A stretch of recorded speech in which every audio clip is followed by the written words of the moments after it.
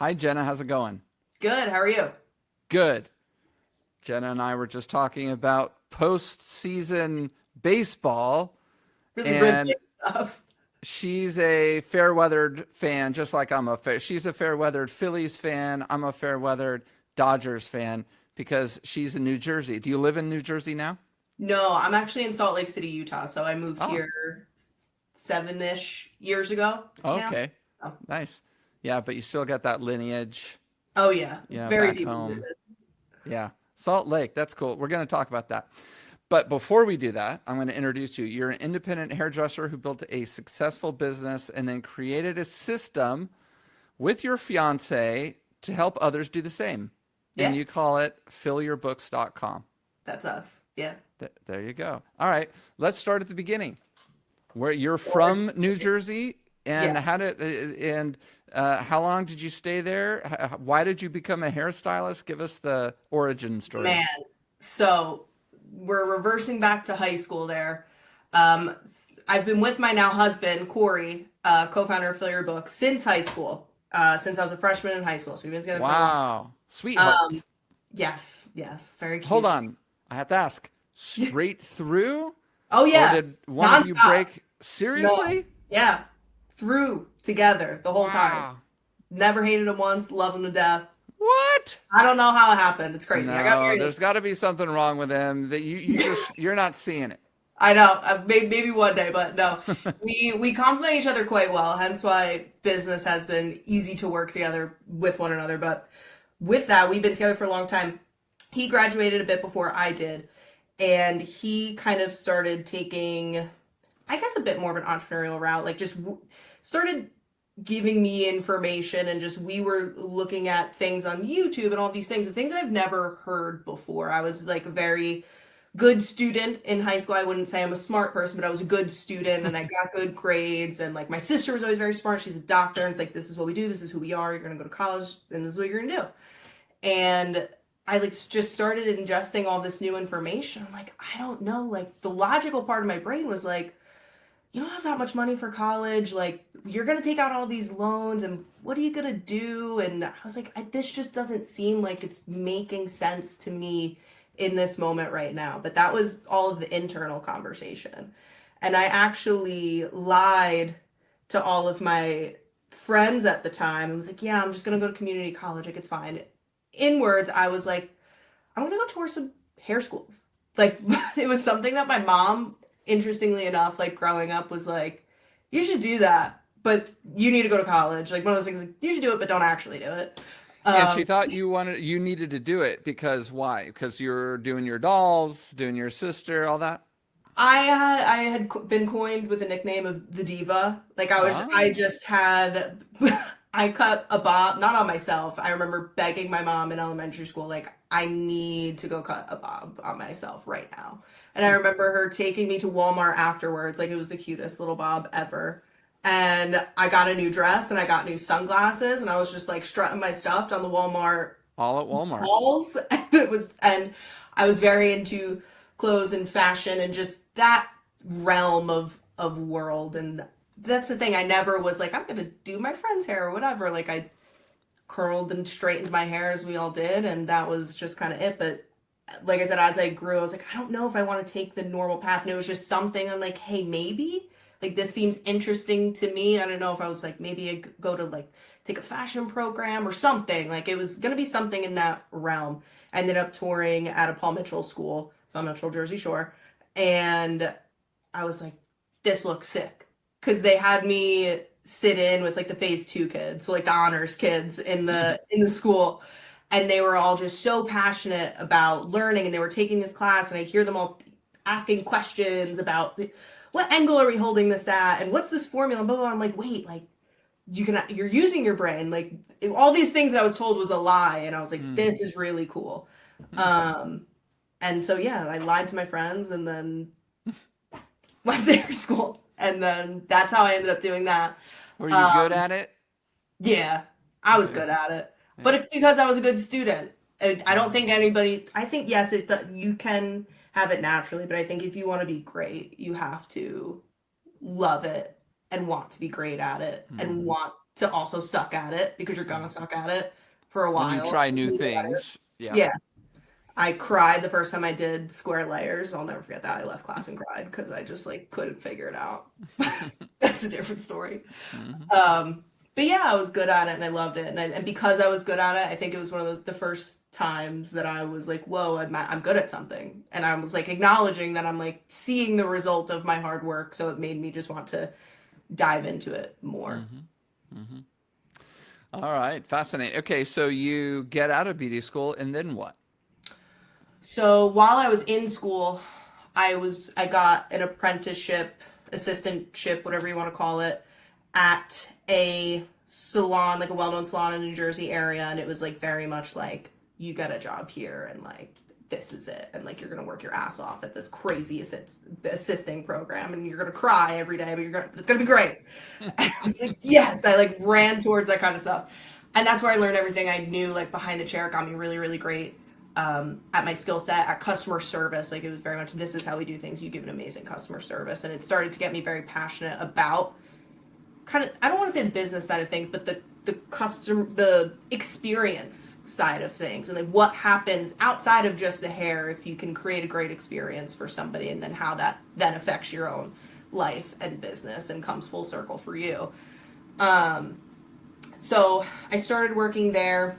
This is where moving to Utah comes into play. Corey had his own clients and was doing his own kind of entrepreneurial journey and was a media buyer and doing ads and managing things for just like random things for dentists and lawyers and whatever. And he had a client out in Utah. And I'll never forget, it was a Wednesday and he called me and he was like, I just got you plane tickets for this weekend. Like, you have to get off work and you have to come see this place. And I'm like, first of all, how am I supposed to get off work? All right, sure. And I'd like never called out before. I was like, he bought me these plane tickets. Like, I think I have to go. And I ended up coming out here, and we love to snowboard and we love the mountains. And I was like, this place is pretty sick. And he was like, well, let's move here. And I was 19, 20, I don't know. I forget how old I am. I was 20 years old. And we were just kind of like, why not? Why not? And a couple weeks later, we packed up our Honda Civic and we were here. Wow. Okay. And what time of year was it? Because that September. matters in Utah. No, yeah, it was the first week we got here September 1st. Okay. Took us a week to get here. All right. And the weather was still good there. Yeah, it was hot.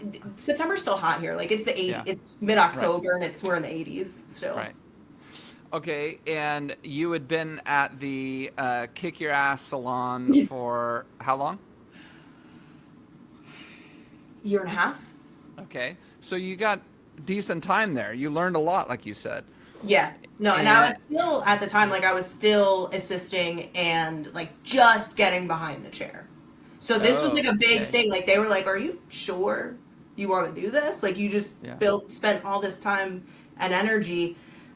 And I knew something in me, like, I knew I wanted more.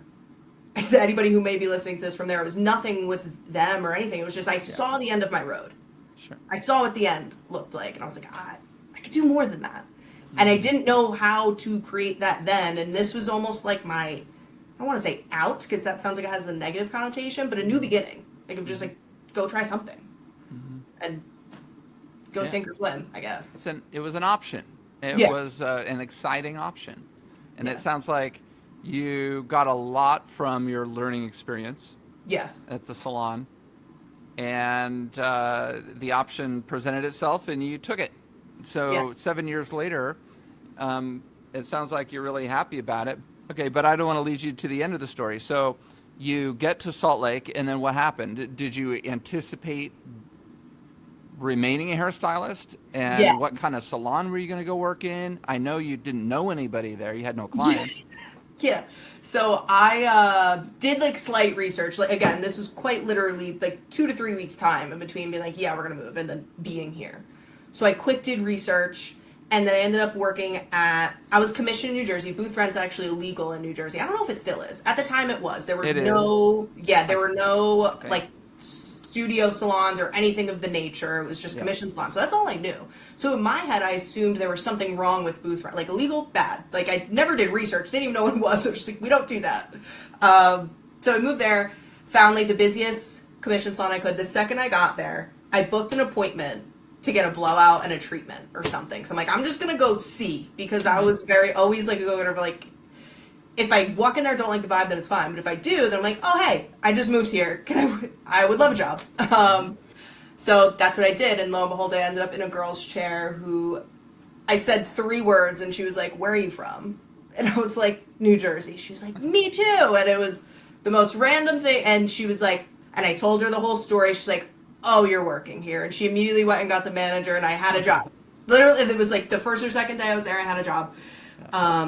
But the interesting part about that whole story was the reason, the big thing that was getting us to move here was that at the time, the client that Corey had, they were like, hey, can you come basically do like a year stint and train our sales team? It was like, I forget what it even was. And we were like, okay, cool. And they gave us like a stipend to move out there, and it was going to be a higher pay, whatever.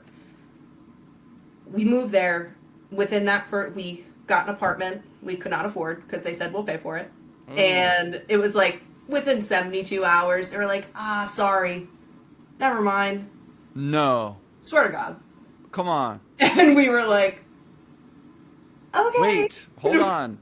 Was there a contract? Was there anything legally binding? No, again, I was 20 years old. Corey was 23. I don't remember if we had a probably not. This was all... Because you guys are signing contracts that are legally binding. Yeah. Ouch. Yeah. So that was no fun. And we were like, I am not going home with my tail between my legs. That's not happening. Yeah. And like you said, I didn't know a single soul. I didn't know anybody there. So I was like, I need to get busy yesterday because I got bills to pay in an apartment I can't afford. Yeah.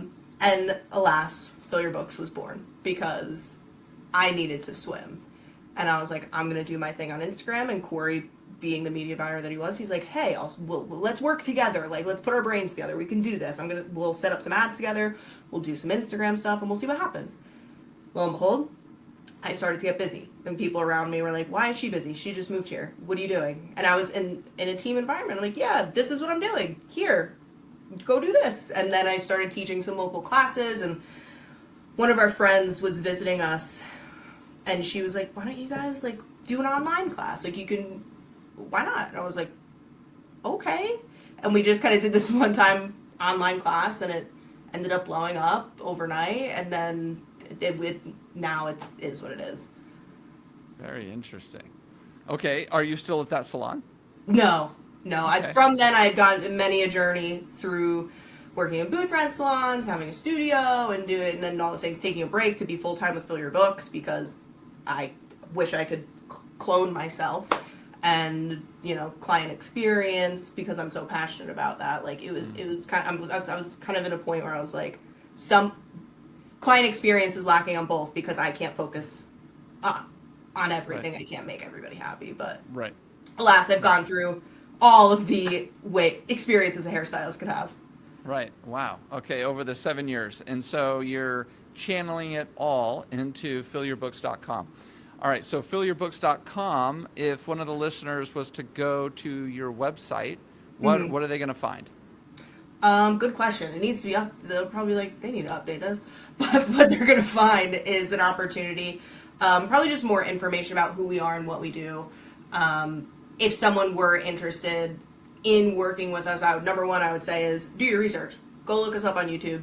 Find me on Instagram at Jenna Puzzio Hair. It's very much like, hey, go read about us and who we are and what we do, and go read about other client experiences, and just figuring out if you're a good fit for us. If you're someone who, and we have 2 kind of spaces that we're working with now. We have 2 different programs, let's call it, 2 different routes you can take. Someone that's for the independent, or if you're an owner with a team. And there's 2 different ways that you can kind of go about that. And if you're just looking to fill your books, it's very much in the name. Whether you were like me 7 years ago and were like, I need to fill my books yesterday, or if you're a salon owner with 10 employees and you're hitting $100K a month and you want to increase your salon productivity proactively, there's both options are there. Very good. Okay, so most of our listeners, certainly not all, but most of our listeners are independent hairdressers. Yeah. So let's focus on that part. Cool. What is the most common issues that an independent beauty pro is having? I mean, there's many different things, but I think a lot of it is not understanding the full picture, 10,000 foot view of what goes into running a successful independent business, even if it's just you, or maybe it's just you and the person you share your studio with. You're opening a salon with a couple employees, one of them being yourself. And it's not just, and I guess it depends on what you want, but I'm sure if you're listening to this podcast, you're looking for the next level. You want to thrive and you want it to be a successful, well rounded thing. There's a lot that goes into it. And it's not just doing hair and going home anymore. There's many different pieces that come into play, whether it be tracking. Nobody tracks their numbers, and then they're sitting there, they're busy for 4 weeks, they had a great month, and then all of a sudden the next month rolls around, they're like, why am I dead? And it's like, well, what was your rebooking percentage last month? I don't know. How many new clients did you get last month? I don't know. How many new clients did you get the month before that? Right? Like, what was your productivity like 3 months ago? Because that's probably going to affect this month. So tracking and things of that nature. But also understanding the front end of it, like before they even come in and become a client, how are you attracting these people? Because if it's just, I'm going to post a picture on Instagram and fingers crossed, there needs to be a little bit more forethought, I think. And that's the thing that as creative individuals, we're very much fly by the seat of our pants. We love what we do. We just love the creative aspect of it. But now that you're an independent, you're also a business owner. And that part is very difficult because business is not emotional. Creativity is. A lot of what we do is emotion. But if you're going to go into business for yourself, you need to be able to know when to turn that switch on and when to turn it off and figure out how to turn it on and off and when and those things. Okay, so let's deal with those first two things that you mentioned. Tracking, also known as reporting. Yes. There's all sorts of booking apps now that Yes. help you do that. Is that the method that you recommend for keeping track of certain things like that? Or do you recommend other ways? I think that's a good start. Because here's the thing, I work with a lot of people, so therefore I've had my hands in a lot of different softwares as opposed to just what I've used or whatever. Um, each one has something that the other one doesn't have, or this one has the one thing, has everything except that one thing, and then the next one has it. So it may be missing a couple pieces here and there.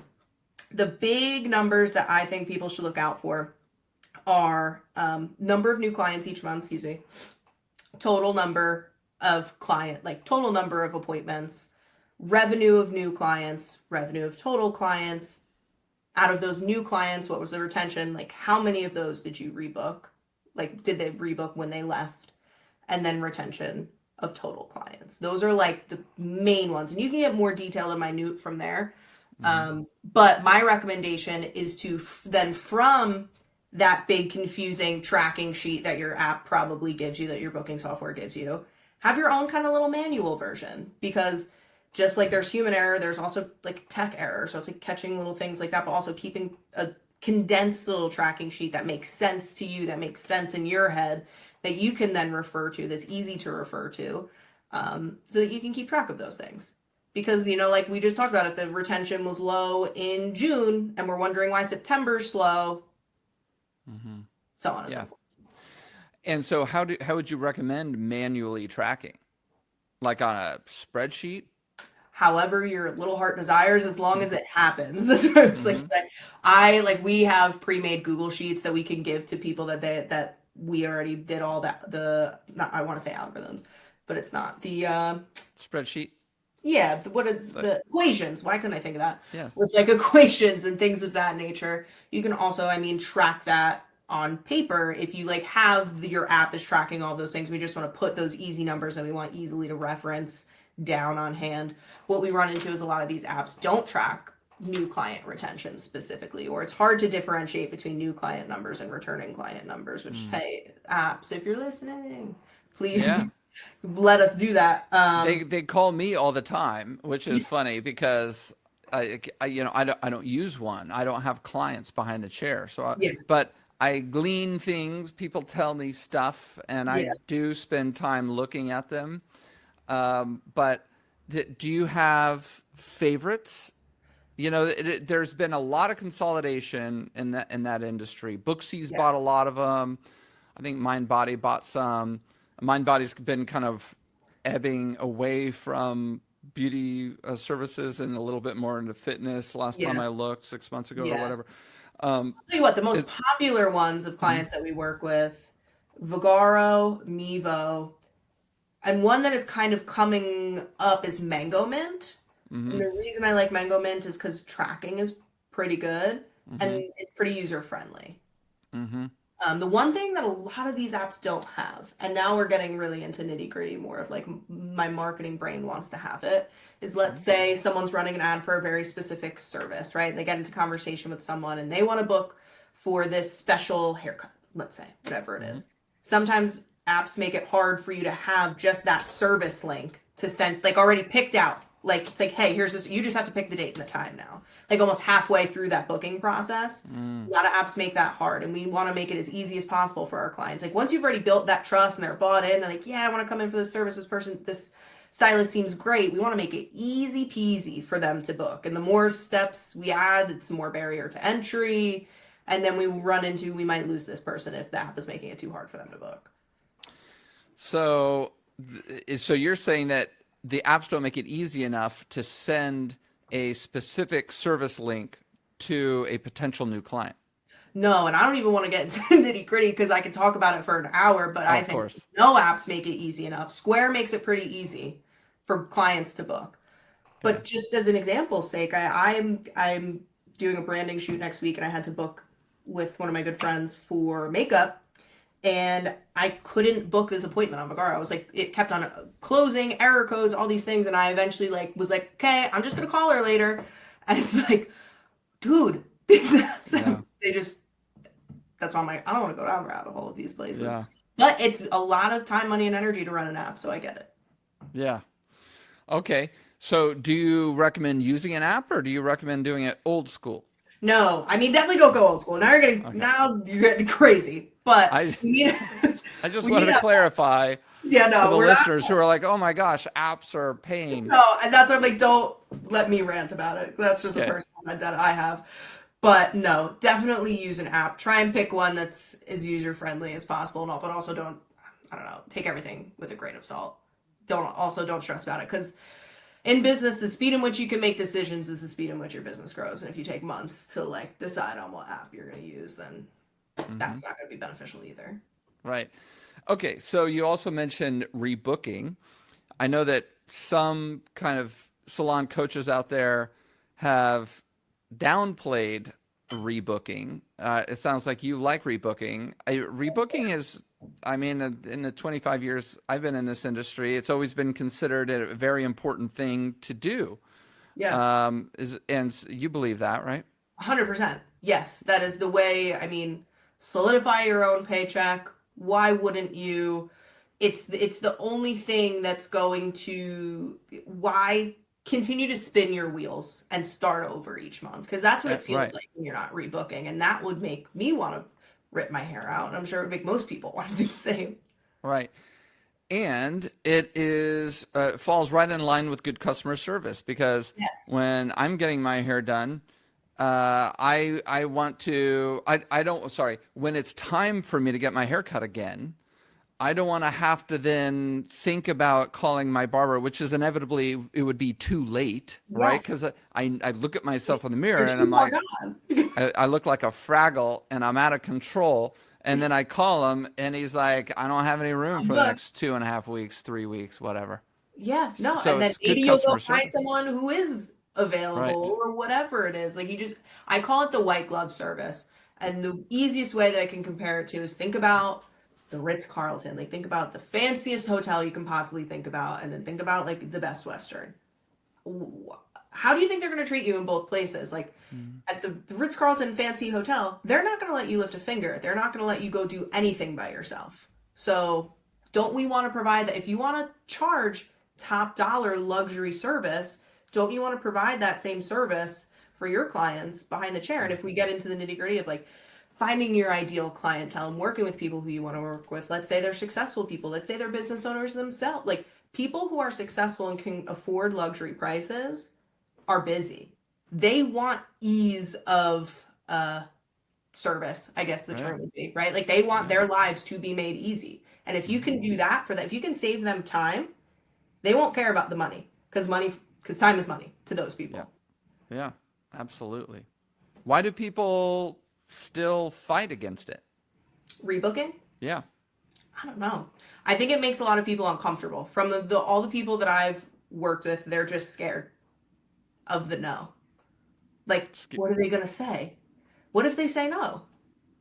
What if they say no? I don't know. What will you do? Like, and it's all in, like, and it's just like, hey, cool, listen, if you don't know what your schedule is, that's fine. Let's just put it in the schedule. I'll call you a week out. If it doesn't work, let's rebook it. But this way it's there if you need it. And if they still say no, then no harm, no foul. hmm And then it's like, but if someone's, this is where people really fall through the cracks, is if they don't rebook and then it's just gone with the wind. If someone is in for a lived in color, let's say they get their color done every 4 months about. If someone leaves without rebooking, now I need to put a note. Hey, it's October, November, December, January, February. I'm going to put a note for February 1 that says, I'm going to call or text Susan and be like, hey, hope you've been doing well. Hope you had a great holiday season. Looks like you're due for your color. What does your schedule look like over the next couple of weeks? hmm Ease of service. They don't even have to think about it anymore because you just were already on top of it. Right. And that kind of ties into what I was saying. People don't realize how much forethought goes into owning your own business because it's making time to do things like that, which with a client list of however many people can be quite time consuming. So it's like organizing your time in a way that you either A, can do that, B, you have the funds if need be to delegate that to somebody if you wanted to, but if you're by yourself, you definitely could do it your own by yourself. Um, Don't but the yeah, booking apps have a thing like that? or you're Like, speaking to my language. yeah. So my thing is, why not have a personal touch? Because you can send out that automated message, but everyone knows it's automated. You can, now we're getting to the point where like things like Vagara, you can customize it to say whatever you want. Apple did a big update a year ago, 2 years ago, where they're like, hey, we're not giving out any of your information. It's very much a lockdown on your system preferences. Sometimes those don't even hit people's text messages anymore. Like, hmm sometimes it won't even no one checks their email. For sending it to their email, good luck. No one's going to see that. Think about the difference between, hey, looks like your appointment's due on 8/14. Hope to see you soon. And a text message that says, hey, Susan, it's Jenna. I hope your daughter had the best birthday I know she had her birthday party. Looks like you're due for your appointment. I'd love to get you in. My schedule's getting a little bit busy, but I did wanted to make sure you didn't miss out on your appointment. Ending with a question. So like, what does next Tuesday look like for you? You're going to get so much more bang for your buck by spending that extra time making that custom message. And it's all about what you want. I'm not saying that the automated message is wrong. Every lever that you pull in your business, every decision that you make has a reaction. Every action has a reaction, both positive and negative. The positive to that automated message is it saves you a crap ton of time. And what's also nice is you're never going to miss, right? Because if it's automatically going out, you're not going to miss anybody. So that's good. But the negative side of that is you're missing that human touch. Negative side of custom message might take you a little bit longer. Positive, you're probably going to get more return on your investment, which is your time. Yeah. That's right. Well, you just summed it up really, really well right now. Okay. Any other kind of common issues, common concerns? I don't know, mindset. It sounds so silly, but just fear is an inch deep and a mile wide. So many independent people come to me terrified of what happens if this doesn't work. I just put all of my savings into this studio. What do? I don't have clients next week, or anything. I'm scared to go send that person a message that you told me to go message because I have no clients in my chair, but I need clients in my chair. And it's just so afraid of the what if. And I call it the negative what if theory. What if this guy falls? What if I get fired? What if I lose my job? A million lists of things that can go wrong. But then the positive what if. What if you send that message and it makes this person's day?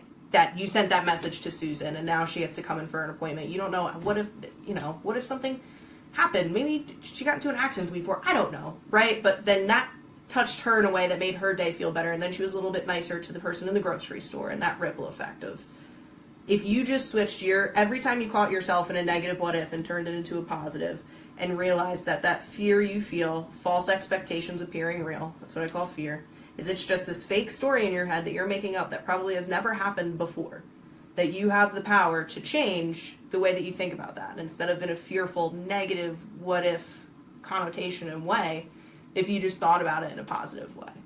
And I'm also not saying it, like I share with you, I'm from New Jersey, so I'm a very hard to the point. So I'm not saying it like a woo-woo Tony Robbins way, even though I love him too. I'm saying it in if you want to change and you're sick of feeling like that, then let's shift that mindset so that you can actually have the free space to think about making decisions in your business and treating clients in the way they should be treated. Because at the end of the day, it's a transfer of energy, what we do. And if you're not energetically there for yourself, you're not going to be there for them, and then they're not going to want to rebook, and they're not going to want to refer their friends, and the list goes on. Leave reviews, buy retail, all things. Mm-hmm. So that's the biggest thing, in my opinion. Fear, false expectations appearing real. That's awesome. I got that from a man named Mike Diamond. I'm pretty sure he is on. He does the revamped version of what's that show called? Intervention. So he's a sober guy, but is also a motivational speaker. Yeah, I don't remember when and where I heard it from him, but I have used that and ran with it because it's so true. Wow. So true. Very cool. I love that so much.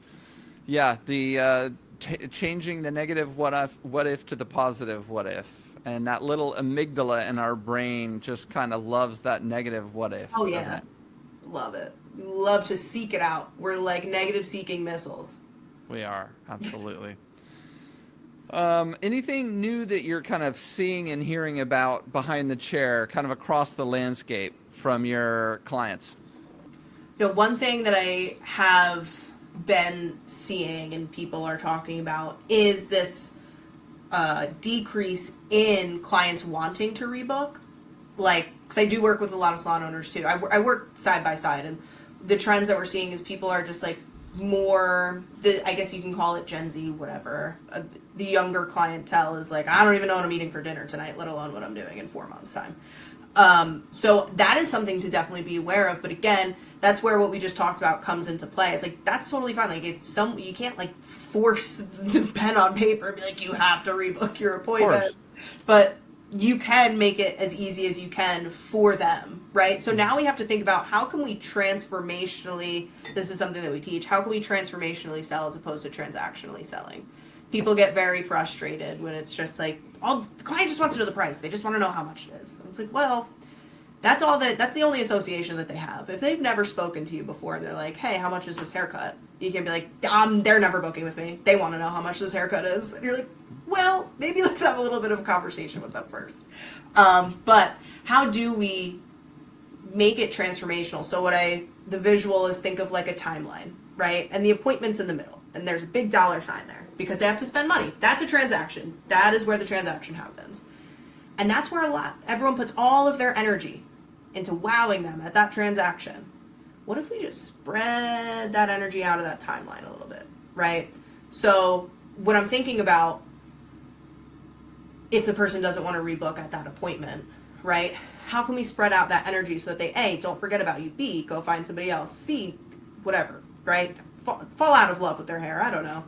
One thing that falls into my mind is, yes, reach out to them when that time comes that they need to come back for that appointment, but also, did you send a check-in with them 24 hours after their appointment? I don't care if they've been to you 10 times or once. Hey, how's your hair doing? I know we did a big change yesterday. Do we like that darker color that we chose? Let them give you an answer. Mm-hmm. If there's a positive, if that's a new client and it's a positive, yes, I love it, awesome. If you wouldn't mind, I would love if you can leave a review on my Google site. It would really mean a lot to me. I can send you the link. Is that okay?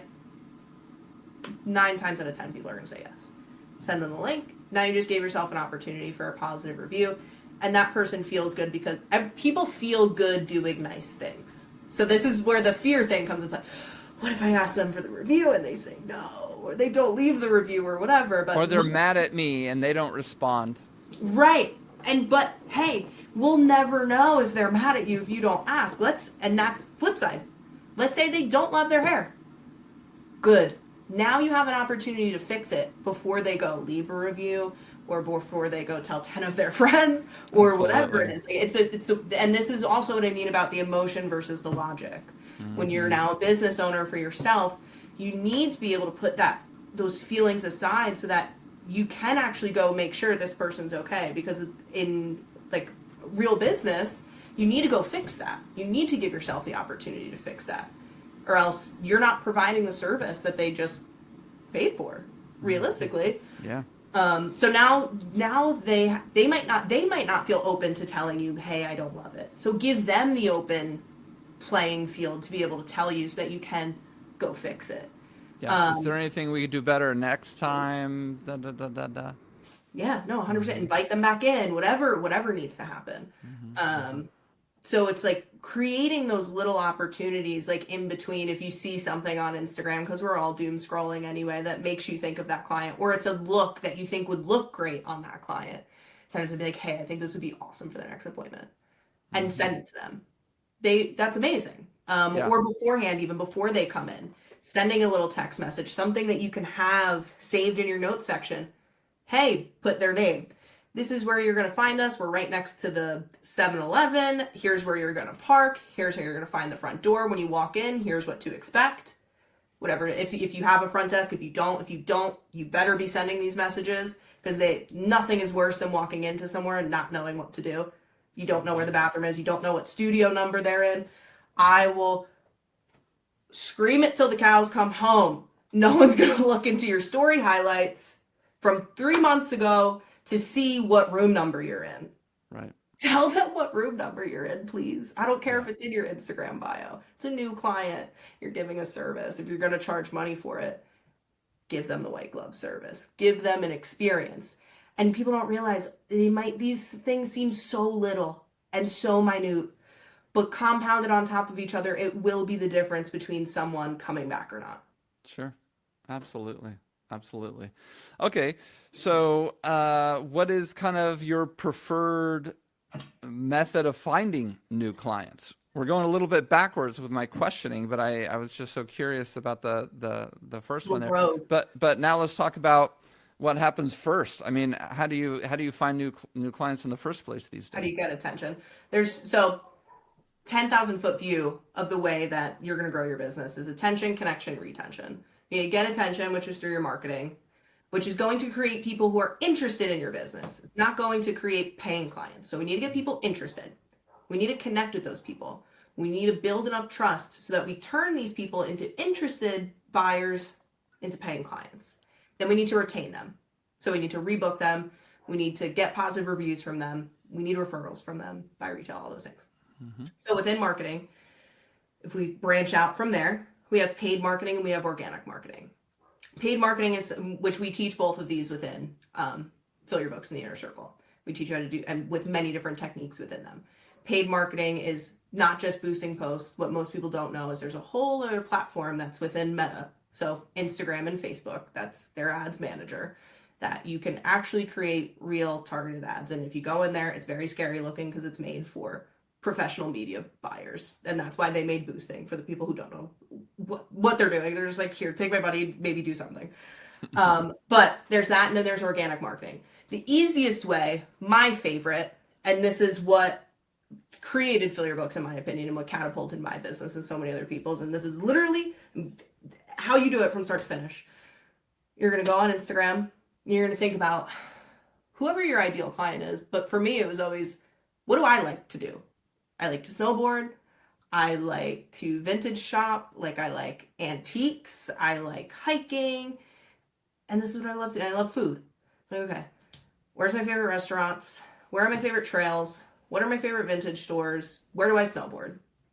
And the cool part about Instagram is you can go on and for example, I snowboard at Brighton Resort. So I go to Brighton Resort. There's hashtags for Brighton Resort. Brighton Resort has its own page and it has its own geotag. Geotag is in like if you can tag the location at the little top, right? So there's 3 different ways that I can go about searching this. Let's say I'm starting at geotags. And I look up the Brighton Resort geotags. And there's thousands upon thousands upon thousands of people who've posted at Brighton Resort. So I'm going to go and I'm going to look. I'm going to scroll and I'm going to say, this girl looks cool. I scroll through her page. She's a tourist. She's never been here. She came here once. Next. I'm going to scroll through. I'm going to click. I'm going to say, oh, this girl goes to University of Utah. That tells me she's here sometimes. I'm going to scroll and looks like she has hair. Okay. I'm going to follow her. I'm going to like a couple of her stuff. And I'm going to actually be like, oh, this person looks pretty cool. She goes snowboarding. That's awesome. I'm going to send her a message. And I'm going to say, hey, Susan. Susan's my go-to. Hey, Susan. Mm-hmm. My name's Jenna. I just moved to Utah. And I'm looking for some cool people who are like interested in the same things as me to come sit in my chair. And I actually ride at Brighton too. And I would love to invite you in to get a service by me. Is this something you'd be interested in? P.S. I looked at your page and your dog's adorable. And your hair sucks. And your hair sucks. No, but and I did that, and I mean this was a few years ago, and times change, but like you can't go blast that 100 times a day anymore. Right. You can send probably 5 of those a day now, but and that's they limit it. Instagram limits it. Not actual like. It's like, I'd say it's more of a hidden thing where it's like, they don't want you sending too many messages to too many people that you just recently followed, or else it'll be like, hey, is someone else logged into your account or something like that. So just to keep yourself safe. But the hand-to-hand combat that you're describing is awesome. And yeah, it takes a lot of time, but if you're looking to put butts in your chair, you got time. So, exactly. You have the time to do it. So sit there and hand-to-hand combat, and these are real humans, and you're making human connections with them, even though it's through this weird digital platform that we're all on. But you're letting them know that you're human. You're making reference to boarding at Brighton or their dog or whatever. So 100%. I think that's awesome. And like 10% of people will answer you probably. Sure. But those 10% of people who answer you. First of all, one of them is my best friend. I didn't know anybody here. So many of these people are my friends now that like, they're like, oh my God, like no one's ever sent me this message before. I've been looking for someone. Yes, I want to come in. They're so grateful that you sent this message. And that's what I mean by like, what if you took that negative what if, and you're like, what if I make a best friend? Like that's many of us are so eternally online, and in the post-COVID, like we're just not as social as we used to be. It's like such a great way to be social without having to be a social butterfly. Because that was my thing. I moved to a new place. I'm like, I'm not going to bars and like doing all these stuff. Like that's not me. How am I going to find all these people? I can't just go hand out business cards at grocery stores. I can, but it's not very like my numbers are going to be small. I can reach so many people in a short amount of time. And it came from us. And people are like, I don't want to sound desperate. Guess what? That came from me being desperate as fuck. Like, because I just moved from New Jersey to Utah. And I was like, I need to do something. And that's not that business is desperate, but you have to take that like part of it out of your head and be like, business is just a numbers game. You just need to reach enough people and you'll be fine. Right. And there's an honesty to it. There's a vulnerability to it, to your message. And people are going to respond to that, I think. And of course, each listener is listening to this thinking, well, I didn't just move here. I've been here 37 years. But you can come up with your own message. Your own way. Here, I can even give you the outline of the script. Include their first name, none of the hey girl bullshit.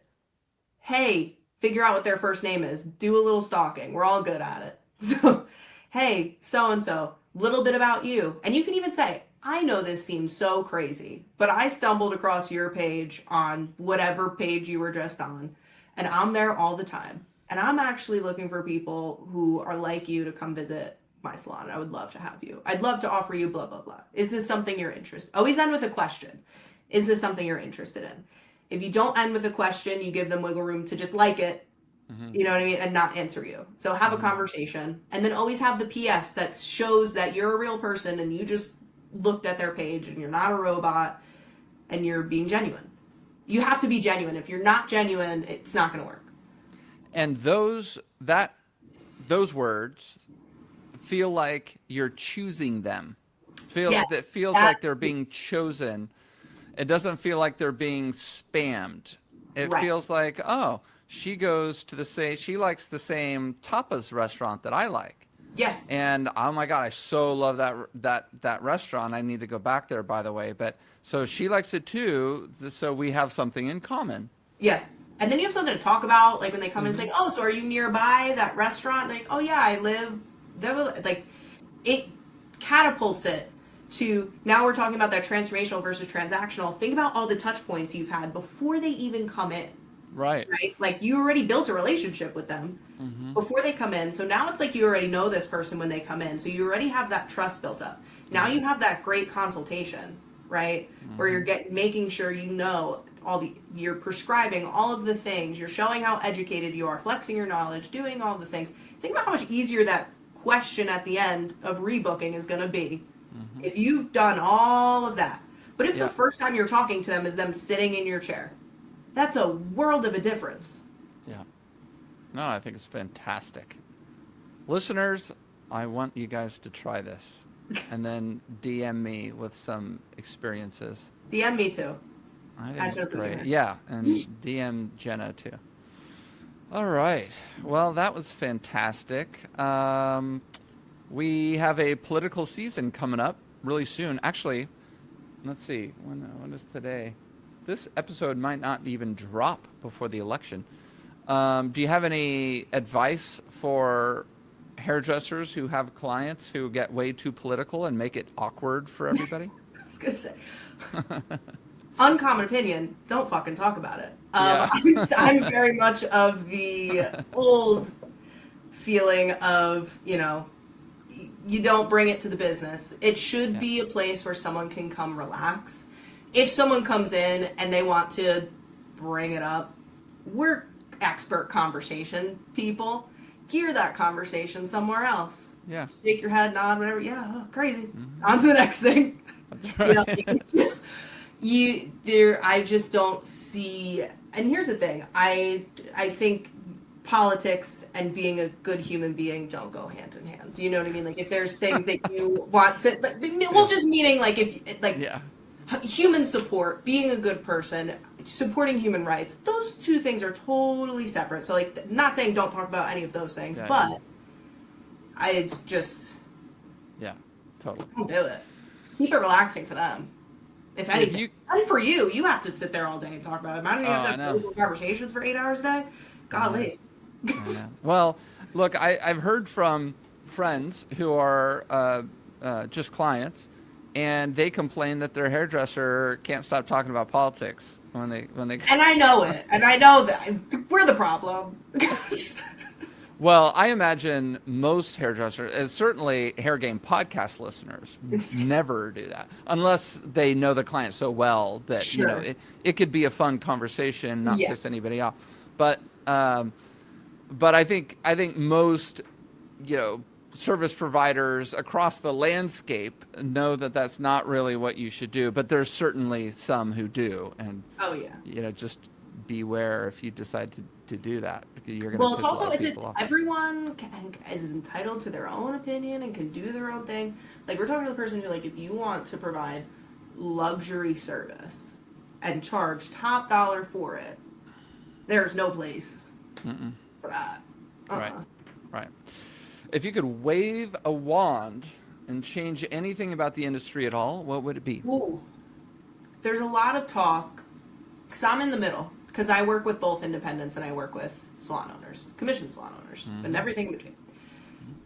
And there is such a, and if you're listening, I'm punching my fists together. There's such a battle between salon owners and stylists. And what's funny is that they all want the same thing. We all want a good opportunity. We all want to be seen. We want to be heard. We want to be acknowledged for the hard work that we're putting in. We want to make fair money. We want to make our clients happy. If everybody sat down across the table from one another and shared those thoughts and beliefs, it would all simmer down to very similar things. So I wish there was more open conversation between the two.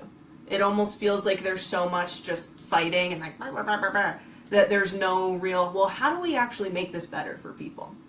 Because not everybody's cut out to be a commissioned salon owner. Not everybody's cut out to be an employee, and vice. There are people who are cut out to be an employee. There are people who are cut out to own their own studio and have their own space for themselves. And there's people who are cut out to be owners. So it's like, how can we create optimal opportunity, because it's possible? And the reason I don't think we've come to that point yet is from lack of communication and just hard work on all sides, and being comfortable, getting uncomfortable with one another. Communication. Well, there is a natural competition. There is a natural conflict. A commissioned salon owner who really, really wants more beauty professionals in their salon, and if one of their beauty professionals wants to be more independent, that salon owner's likely to be upset.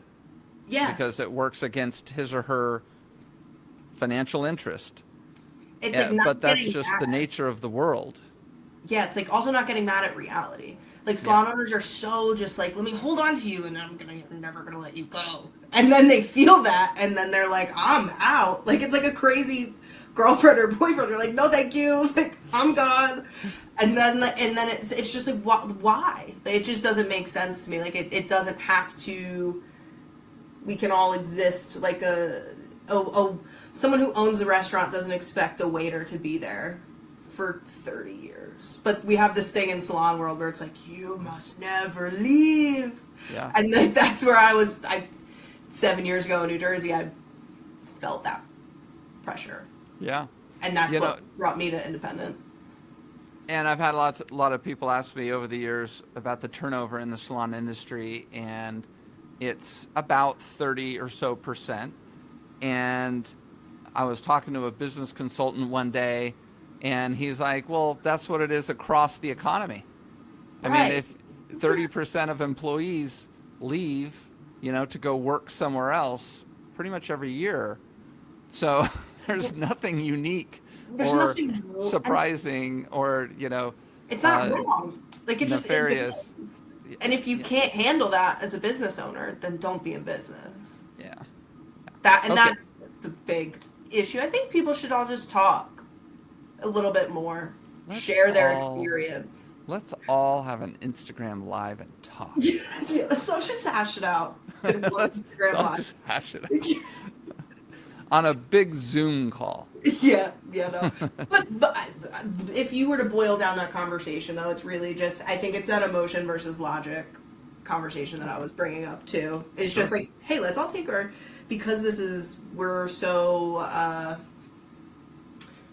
empathetic people, because we're artists at our core, and that makes us very in touch with our own emotions as well as other people's. And I think just it's a normal part of business, employee turnover. It's a normal part of business, slow season, busy season. It's all just normal, and it's never at us. It's never at you.